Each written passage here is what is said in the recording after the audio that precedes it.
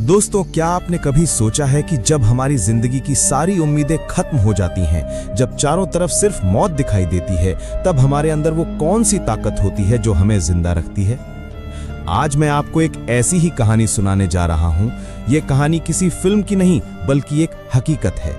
ये कहानी है आयशा की, एक ऐसी लड़की जो अपने सपनों को पूरा करने निकली थी, लेकिन कुदरत ने उसके लिए एक ऐसा इम्तिहान तैयार कर रखा था जिसकी उसने कभी कल्पना भी नहीं की थी। ये कहानी है थार रेगिस्तान की जलती रेत पर 91 दिनों तक चले संघर्ष की, दर्द की, हिम्मत की और आखिर में जीत की। तो कुर्सी की पेटी बांध लीजिए, क्योंकि ये कहानी सुनने के बाद आप जिंदगी को एक नए नजरिए से देखने पर मजबूर हो जाएंगे। तारीख थी 15 मई 2018। 28 साल की आयशा दिल्ली के एक जानी मानी ट्रैवल ब्लॉगर पर फोटोग्राफर अपनी जीप से राजस्थान के थार रेगिस्तान के लिए निकली थी। उसका सपना था कि वो रेगिस्तान के उन अनछुए हिस्सों की तस्वीरें ले जिन्हें दुनिया ने कभी नहीं देखा। वो बहुत खुश थी, उसकी आंखों में सपने थे और दिल में जोश। जैसलमेर से लगभग 150 किलोमीटर दूर एक सुनसान रास्ते पर आगे बढ़ते हुए अचानक उसकी जीप एक झटके के साथ बंद हो गई। उसने कई बार कोशिश की, लेकिन गाड़ी स्टार्ट नहीं हुई। चारों तरफ मीलों तक सिर्फ रेत के टीले थे, मोबाइल में नेटवर्क नहीं था। शुरू में तो आयशा को लगा कि शायद कोई गाड़ी आ जाएगी, लेकिन घंटों बीत गए और दूर दूर तक कोई इंसान नहीं दिखा। सूरज अब आग उगलने लगा था और उसके पास पानी की सिर्फ 2 बोतलें बची थीं। उसने फैसला किया कि वो गाड़ी में इंतजार करने के बजाय पैदल चलकर मदद ढूंढेगी। ये उसकी पहली और सबसे बड़ी गलती थी। उसे अंदाजा नहीं था कि वो रेगिस्तान के दिल में उतर रही थी, जहां से वापस लौटना लगभग नामुमकिन था। पहले दिन की पैदल यात्रा ने ही आयशा की हालत खराब कर दी। रेगिस्तान की गर्मी वैसी नहीं होती जैसी हम शहरों में महसूस करते हैं। वहां ऐसा लगता है जैसे आसमान से आग बरस रही हो और जमीन किसी जलते हुए तवे की तरह हो। उसका गला सूखकर कांटा हो गया था। पानी की एक बोतल खत्म हो चुकी थी और दूसरी भी आधी रह गई थी। रात हुई तो ठंड ने उसे कंपाना शुरू कर दिया। दिन में आग और रात में बर्फ। यह है रेगिस्तान की हकीकत। दूसरे दिन की सुबह तक उसके होंठ फट चुके थे और आंखों के सामने अंधेरा छाने लगा था। उसे पहली बार एहसास हुआ कि वो कितनी बड़ी मुसीबत में फंस चुकी है। मौत का डर पहली बार उसके दिल में बैठा। वो रेत पर गिर पड़ी। उसे लगा कि बस अब सब खत्म। उसके दिमाग में अपने परिवार का चेहरा घूमने लगा। वो रोना चाहती थी, लेकिन उसके शरीर में आंसू बनाने के लिए भी पानी नहीं बचा था। ये मौत से उसकी पहली मुलाकात थी जो उसे घूर घूर कर देख रही थी। जब इंसान को लगता है कि सब खत्म हो गया, तभी कुदरत उसे एक छोटा सा इशारा देती है। आयशा लगभग बेहोश थी, तभी उसे दूर कुछ चट्टानें दिखाई दी। उसने अपनी बची खुची हिम्मत जुटाई और घिसटते घिसटते उस चट्टान की छांव तक पहुंची। वो छांव उस वक्त उसके लिए किसी जन्नत से कम नहीं थी। अगले दिन सुबह जब उसकी आंख खुली तो उसने देखा कि रात की नमी की वजह से कुछ जंगली झाड़ियों के पत्तों पर ओस की बूंदें जमा थीं। उसने अपनी चुनरी को उन पत्तों पर फेरा और उसे निचोड़कर कुछ बूंदें अपने सूखे होठों पर लगाईं। वो पानी की कुछ बूंदें नहीं थीं, वो जिंदगी की बूंदें थीं। उसी पल आयशा को समझ आया कि अगर जिंदा रहना है तो रोने से काम नहीं चलेगा। उसे लड़ना होगा। उसे रेगिस्तान के नियम सीखने होंगे। उसने अपने बैग से एक छोटी सी डायरी निकाली और उस पर लिखा, दिन 3, मैं अभी जिंदा हूं। यह सिर्फ एक लाइन नहीं थी, यह खुद से किया गया एक वादा था। अब आयशा एक टूरिस्ट नहीं, एक सर्वाइवर बन चुकी थी। उसने स्कूल में सीखी बातें और इंटरनेट पर देखे सर्वाइवल वीडियो याद करने की कोशिश की। उसे याद आया कि कैमरे के लेंस से सूरज की रोशनी को फोकस करके आग जलाई जा सकती है। कई घंटों की मशक्कत के बाद सूखी घास में से धुएं की एक पतली लकीर उठी और फिर एक छोटी सी आग जल गई। उस आग ने उसे सिर्फ गर्मी नहीं दी, बल्कि एक उम्मीद दी। उसने सीखा कि सुबह और शाम को चलना चाहिए और दिन की तेज धूप में किसी छांव में रहना चाहिए। खाने के लिए कुछ नहीं था तो उसने वो किया जो शायद हम सोच भी नहीं सकते। उसने कीड़े, टिड्डे और जो कुछ भी उसे लगा कि खाया जा सकता है, उसे भूनकर खाना शुरू किया। हर कौर एक जहर के घूंट जैसा लगता था, लेकिन पेट की आग बुझाने के लिए यह जरूरी था। उसका खूबसूरत चेहरा धूप में झुलस गया था। शरीर पर जगह जगह घाव बन गए थे और वजन तेजी से घट रहा था। वो आयशा नहीं थी जो दिल्ली से आई थी। रेगिस्तान में भूख और प्यास से भी बड़ा दुश्मन होता है अकेलापन। दिन बीतते जा रहे थे, हफ्ते बीतते जा रहे थे। आयशा ने किसी इंसान की आवाज नहीं सुनी थी। चारों तरफ सिर्फ एक भयानक खामोशी थी जो कानों में शोर करती थी। वो अक्सर खुद से बातें करने लगी थी, कभी अपनी माँ से तो कभी अपने पापा से। वो हवा में ही उनसे लड़ती, उनसे शिकायत करती और फिर रो पड़ती। कई बार उसे वहम होता कि कोई उसे आवाज दे रहा है, लेकिन वहां कोई नहीं होता था।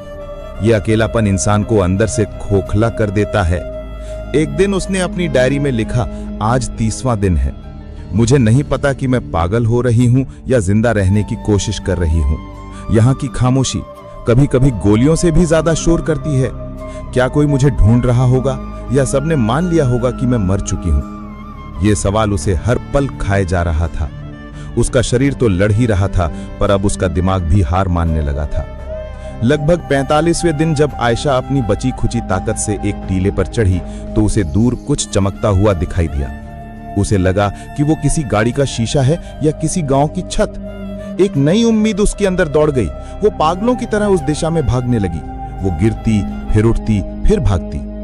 घंटों चलने के बाद जब वो उस जगह के करीब पहुंची तो उसका दिल टूटकर बिखर गया। वो कोई गाड़ी या गांव नहीं था, वो एक मृग तृष्णा थी, जिसे हम मिराज कहते हैं। रेगिस्तान का एक ऐसा धोखा जो प्यासे को और तड़पाता है। उस पल आयशा पूरी तरह से टूट गई। उसकी सारी हिम्मत जवाब दे गई। वो वहीं रेत पर गिरकर फूट फूट कर रोने लगी। उसने पहली बार भगवान से कहा, बस अब और नहीं, मुझे उठा ले, मैं थक गई हूं। ये दिन उसके 91 दिनों के संघर्ष का सबसे बुरा दिन था। उम्मीद का टूटना मौत से भी ज्यादा दर्दनाक होता है। उस टूटी हुई हालत में आयशा कई घंटों तक बेहोश पड़ी रही। बेहोशी में उसे अपनी माँ का चेहरा दिखाई दिया। उसे अपनी माँ की कही एक बात याद आई, बेटा, हारना तब होता है जब हम कोशिश करना छोड़ देते हैं। ये आवाज उसके कानों में गूंजने लगी। जब उसकी आंख खुली तो सूरज ढल रहा था। उसके अंदर से एक आवाज आई, मैं मर नहीं सकती, मैं हार नहीं सकती। मैंने अपनी माँ से वादा किया था कि मैं एक दिन बहुत बड़ा काम करूंगी। मैं ऐसे गुमनामी में नहीं मर सकती। उस एक पल ने सब कुछ बदल दिया। उसके अंदर की टूटी हुई लड़की मर चुकी थी और एक योद्धा ने जन्म लिया था। उसने फैसला किया कि अब वो मदद का इंतजार नहीं करेगी, वो खुद अपनी मदद करेगी। वो एक दिशा में चलती रहेगी जब तक कि या तो उसे मंजिल नहीं मिल जाती या मौत। उसने अपनी डायरी में लिखा, दिन 50, आज मैं फिर से जन्मी हूं। अब ये लड़ाई सिर्फ जिंदा रहने की नहीं बल्कि जीतने की है। लगभग 70वें दिन मौसम ने भयानक रूप ले लिया। एक भयानक रेतीला तूफान आया। आसमान पीला हो गया और हवा इतनी तेज थी कि आयशा को एक चट्टान से चिपकना पड़ा ताकि वो उड़ न जाए। घंटों तक वो तूफान चलता रहा। उसे लगा कि आज उसका आखिरी दिन है। रेत उसके मुंह, नाक, कान हर जगह भर गई थी। लेकिन जब तूफान थमा तो एक चमत्कार हुआ। तूफान ने रेत की ऊपरी परत को उड़ा दिया था और एक जगह चट्टानों के बीच एक छोटा सा गड्ढा बन गया था जिसमें थोड़ा सा पानी जमा था। वो पानी गंदा था, लेकिन आयशा के लिए वो अमृत था। उसने जी भरकर पानी पिया। ये कुदरत का एक अजीब खेल था। जिस रेगिस्तान ने उसे मौत के मुंह में धकेला था, उसी ने एक तूफान के जरिए उसे जीने का एक और मौका दिया था। उस पानी ने उसे अगले कुछ हफ्तों तक जिंदा रखा। वो समझ गई थी कि कुदरत जितनी क्रूर हो सकती है, उतनी ही दयालु भी। 90 दिन बीत चुके थे। आयशा अब एक चलता फिरता कंकाल बन चुकी थी। उसके कपड़े फटकर चिथड़े हो गए थे और शरीर पर मांस लगभग खत्म हो चुका था। वो बस अपनी इच्छा शक्ति के दम पर जिंदा थी। एक सुबह जब वो आगे बढ़ रही थी तो उसकी नजर जमीन पर पड़ी। उसने जो देखा उसे अपनी आंखों पर यकीन नहीं हुआ। रेत पर ऊंट के पैरों के ताजा निशान थे। ये कोई वहम नहीं था, ये हकीकत थी। इसका मतलब था कि कोई इंसान हाल ही में यहां से गुजरा है। 90 दिनों में पहली बार उसने इंसानी सभ्यता का कोई निशान देखा था। उसकी आंखों से आंसू बहने लगे, लेकिन इस बार ये आंसू दुख या दर्द के नहीं थे। वो आंसू खुशी के थे, उम्मीद के थे। उसने अपनी बची खुची सारी ताकत उन निशानों के पीछे चलने में लगा दी। उसे नहीं पता था कि यह रास्ता कहां जाएगा, लेकिन ये उसकी आखिरी उम्मीद थी। वो बस चलती रही जब तक कि वो बेहोश होकर गिर नहीं पड़ी। 91वें दिन की सुबह ऊंटों का एक काफिला लेकर जा रहे कुछ बंजारों ने रेत पर एक अजीब सी चीज पड़ी देखी। पास जाकर देखा तो उनके होश उड़ गए। वो एक औरत का शरीर था जो बस सांस ले रहा था। उन्होंने तुरंत उसे उठाया, पानी पिलाया और पास के एक कस्बे के अस्पताल पहुंचाया। जब आयशा की आंख खुली तो वो एक बिस्तर पर थी। उसके चारों तरफ सफेद दीवारें थीं और एक पंखा चल रहा था। उसे यकीन ही नहीं हुआ। उसने नर्स से पूछा, आज क्या तारीख है? नर्स ने जवाब दिया, 14 अगस्त 2018। ये सुनकर वो रो पड़ी। 91 दिन वो मौत से लड़ी थी और आज वो जीत गई थी। जब वो ठीक होकर अपने घर लौटी तो वो एक अलग ही इंसान थी। उसने एक इंटरव्यू में कहा था, उन 91 दिनों ने मुझे सिखाया कि हम जिन चीजों को रोज बर्बाद करते हैं उनकी असली कीमत क्या है।